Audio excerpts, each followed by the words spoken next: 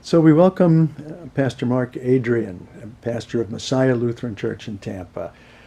You have a really incredible ministry going here, Pastor Adrian. Tell us a little bit about it.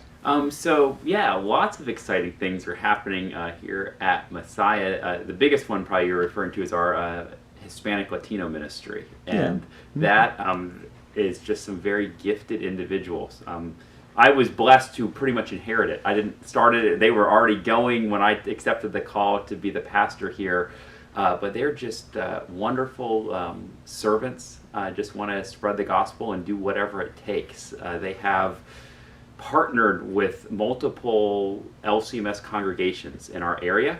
We go across 2 districts and 3 circuits. So we're Florida Georgia district here. We have a partner church that's SELC district, one of our non-geographical districts.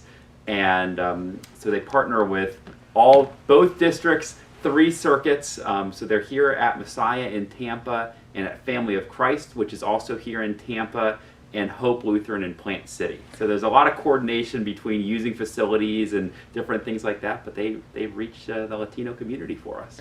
What's been the biggest joy that you've seen in this ministry? The biggest joy, it's been really neat for me to see their leadership development. They do a great job of raising up pastors. And I came here when Pastor Miguel Jr. and Pastor John, now are pastors. They were vicars, the Hispanic ministry program, and I've seen them grow and take on leadership, and that's been a huge joy to see. And there's more in the pipeline, that they're just growing up pastors to reach out to the Latino community, whether it be here or going somewhere else to do that too. Isn't that a missionary strategy? I guess I'll say that's a missionary strategy.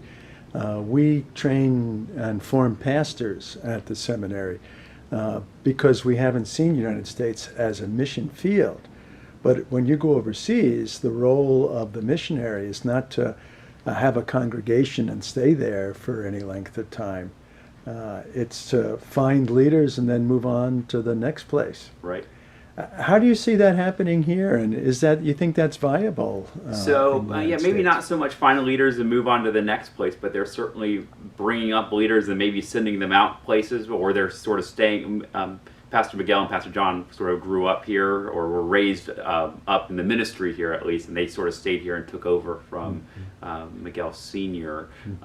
But they're always looking for people and always lining people up and equipping them and meeting with them so that they can go out and do the work themselves, that's probably the biggest joy I see. I was talking to a young pastor a few years ago, and he was at the church where his grandfather had served in the 1930s. And he showed me a bulletin that he found from when his grandfather was there. And they had one service in the morning at 10 or 11 o'clock, and then one service in the afternoon, which they called their mission service. And I said, "What is that mission service?" He said, "Well, every pastor back in the 30s was expected to be starting another mission. So he would have the service in the morning at the church, and then the next place where the mission was going to be, the pastor would be out there then." It seems to me that's what they're doing. Absolutely, yes. So they meet basically Sunday morning before they're here. Then they have a service here, and then they go out to Plant City later on Sunday afternoon. They're always looking for new sites and new partners. And how they do that is they partner with existing churches that are already there that might be a little bit more Caucasian or Anglo that are in Hispanic areas that want to reach out and say, how can we work with your all schedule to find a time to start a service, find a time to serve your community. And they do all sorts of workshops and immigration help and feeding people and food pantries, sewing classes so that people can learn how to be seamstresses, air conditioning classes so that they can learn a trade to learn how to work on air conditioning units. And it's really neat to see. I know I was describing to our council some of the things they were doing, and so we said, well, what are the air conditioning classes? What does that have to do with the gospel? And I kind of explained, well, it's sort of vocational training for people, and as they're there in the classes, they're engaging with people teaching the trade, but having an opportunity to build a relationship to share the gospel. And one of the guys sitting at my council right here in this room was like, shouldn't we be doing more of that? You know, it was kind of like it's good ministry. What gifts? We describe these missionaries from other countries now come to the United States as gifts that God is giving to America to strengthen the church in America.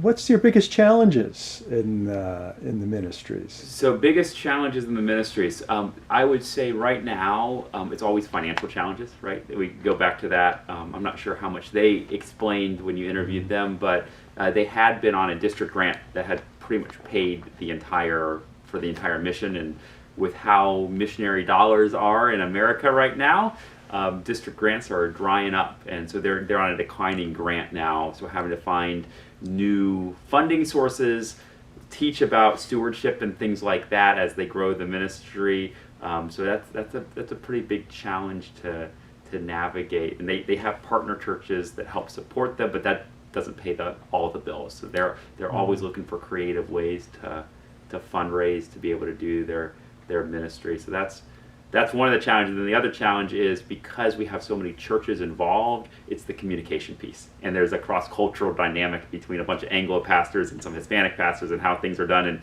expectations at each site. So making sure everybody's on the same page, that's another challenge. But we've gotten pretty good at communicating and knowing where everybody's going to be when and different things like that. And what's your biggest source of support? I don't mean financial for this ministry. Where do you get the strength and the direction and the vision for all of this? So I would say the ministry itself. They have huge drive to reach people.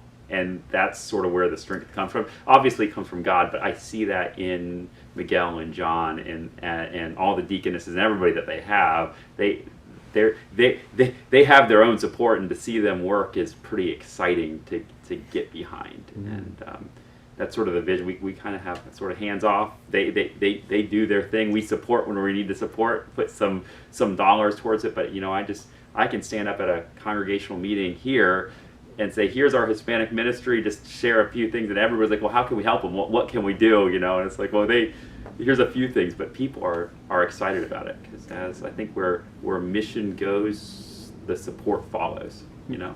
Yeah. The Lord always supplies the resources for his ministry, maybe not as we think about it. I asked the deaconess where she did her job, you know, how did she do her job? And she started to talk about Mary Kay. And I said, Mary Kay? And she said, yeah, that's the place where she gets to tell the women about Jesus. And she has a very unique way and a way of looking at it. She didn't see it as income, which it is for them too, and they need to be bivocational. But you know, the idea that this is my opportunity, this is my door into being able to share Christ with somebody. That's amazing. So what's your vision for this ministry 10 years from now? What'll it look like? What's your hope and your joy? So my hope is more and more local leaders get brought up, or Hispanic leaders get brought up. We're working on establishing some lay boards for them to help get some lay accountability, so that ultimately it would be great if they could be, you know, somewhat functioning as an independent congregation. I don't know if they'll ever have their own sites, but still partnering with existing sites, but that they're their own ministry, not a sub portion of Messiah, but they get to go where the Spirit leads them with a little bit less red tape than sometimes we like to put on them that kind of holds them back. And I think they're doing a great job with that, with raising up people, and that's ultimately the goal. And as they raise up more leaders, maybe open a few more sites, because if you've looked at the Tampa Bay area, it's just getting more and more culturally diverse, especially with the Latino community. What would you like to say to a congregation that has the opportunity to enter a bivocational, not a bivocational, but another ministry, a bi-ethnic, whatever ministry? What advice would you give them? What would you like to say to them? So I think the first bit of advice would be to listen. Number one, listen to God. Spend a lot of time in prayer talking about that, but then actually don't have your ideas painting the picture on its own. Listen to God, and then listen to your community and listen to the people that are there. Because oftentimes I can tell you, however I would have had a Hispanic ministry is not going to fit in my Anglo mind.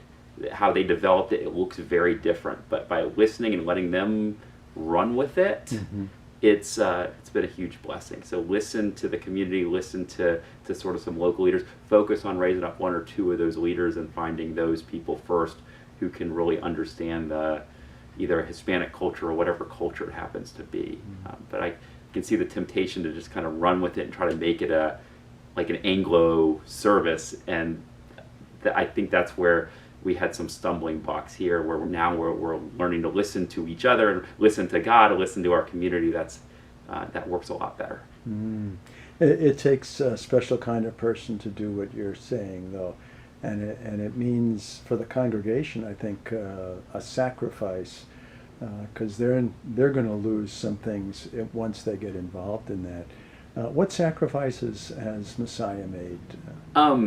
So I guess if you put it that way, I guess you could say quite a few. You know, the one big thing is space and being able to do things how we want to do things, or just have run of the space here. You know, we've made it a priority to let the Hispanic ministry use our facility pretty much how they want to, when they want to. And sometimes if we both want to have a Good Friday service, you know, it might mean we move ours up a little bit so that they can have one following us. Obviously there's financial sacrifice a little bit. We help out of our budget, help support them a little bit, but also let them do fundraising activities after our services and kind of share their ministry, which is a little bit of sacrifice. And but I don't think of it as a sacrifice much that we make. I think there's been more blessing than sacrifice that we've seen from the Hispanic ministry here at Messiah in Tampa. Can you talk about some of those blessings? Yeah, that's good. I think it helps overall keep us focused where we need to go, not with our doors closed, even with sort of Anglo missions. I think that's a huge blessing, but also just people and learning about the community. And it's almost Easter here, and on Saturday, we had a huge work day on campus to try to help clean up some things. And the Hispanic ministry came with, you know, I think we almost had more people from the Hispanic ministry that were here helping us get the church ready for Easter than we did from the Messiah Anglo, you know, ministry. So just, they're always there to support, and it's a partnership, and it's neat to see, and it helps both sides of the congregation, the Hispanic and the Anglo side. If there's somebody in need, sometimes there's somebody in the Hispanic community that can really help serve that need of the person, and vice versa. So it's really a partnership. Well, thank you. I think you're the first Anglo pastor that had a cross-cultural ministry that we've interviewed. And this is very helpful. Thank you very much, Pastor Adrian, for your time and for the support that you're giving to this incredible outreach to Spanish-speaking people in Tampa.